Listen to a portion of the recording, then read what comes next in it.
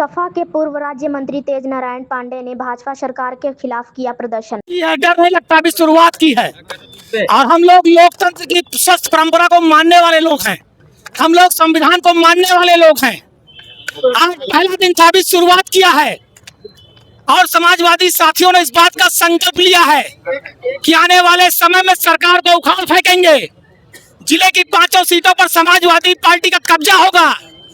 ये महंगाई लाने वाली सरकार, लुटेरी सरकार, भ्रष्टाचार फैलाने वाली सरकार, गैस को महंगा करने वाली सरकार, नौजवानों के हाथ में कटोरा देने वाली सरकार, किसान के हाथ में कटोरा देने वाली सरकार, बहन बेटियों की अस्मिता से खेलने वाली सरकार, इस सरकार को उखाड़ फेंकेंगे और श्री अखिलेश यादव को 2027 में इस प्रदेश का मुख्यमंत्री बनाएंगे। क्या किन किन मुद्दों पे आपने आज ये पूरी पेट्रोल डीजल कितना महंगा हो गया, गैस सिलेंडर कितना महंगा हो गया, नीट की परीक्षा के आउट कराकर पेपर, लाखों परीक्षार्थियों के भविष्य खेला गया।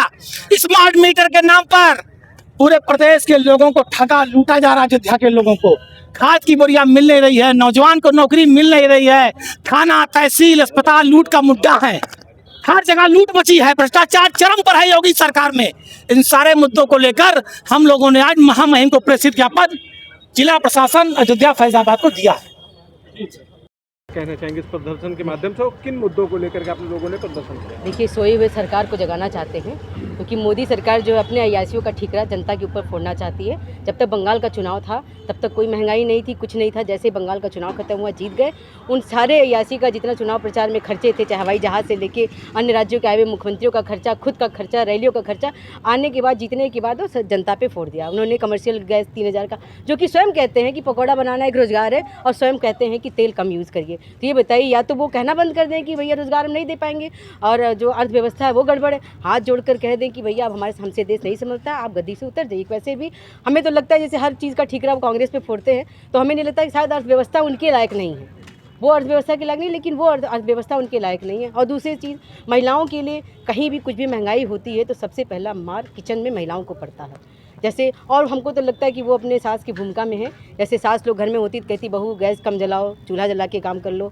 घूमने कम जाओ, गहना कम खरीदो, तेल सब्जी में तेल कम डालो, ये सब चीज़ें वो काम खुद मोदी जी कर रहे हैं। और इसके बाद जो नीट का पेपर है, मैं यही कहना चाहती हूँ, ये जनता का पैसा था, मोदी के बाप का पैसा नहीं था। जो नीट की परीक्षाएँ लीक कर दी जा रही है, बच्चों के भविष्य के साथ खिलवाड़ किया जा रहा है। और नेता के बच्चे जितने भी होते हैं, लगभग जितने भी बड़े बड़े, चाहे हरदीप सिंह पुरी जी के हों, चाहे आपके धर्मेंद्र प्रधान जी के बच्चे हों, किसी के बच्चे अगर जो बड़े पैमाने पे बैठे हुए हैं लोग गद्दी पे, उनके बच्चे विदेश में बैठते हैं क्योंकि वहाँ पेपर लीक नहीं होता है।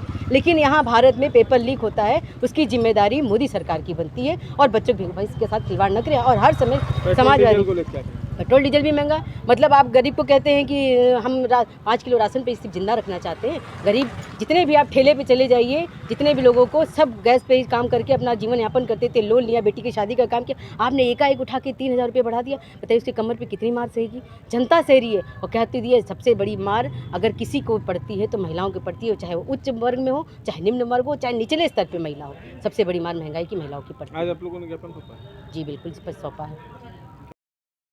वास्तव पूर्व मंत्री पवन पांडे जी द्वारा आज कुछ समस्याओं को लेकर के धरना का ऐलान किया गया था और उनको हम लोगों ने रीलगंज चौराहे पे उनके प्रदर्शन को रोका और सिटी मजिस्ट्रेट साहब से उन्होंने ज्ञापन दिलवाया और फिर उनका धरना समाप्त हो गया। ठीक है।